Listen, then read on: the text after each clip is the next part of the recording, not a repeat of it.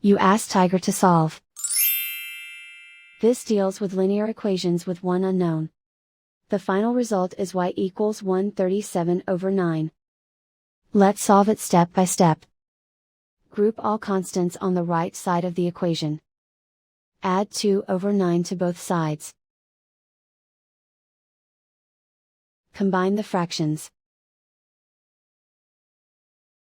Combine the numerators. Reduce the zero numerator.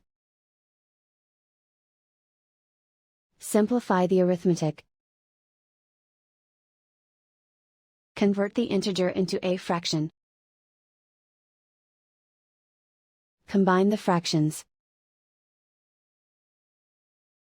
Combine the numerators. And so the final result is y equals 137/9.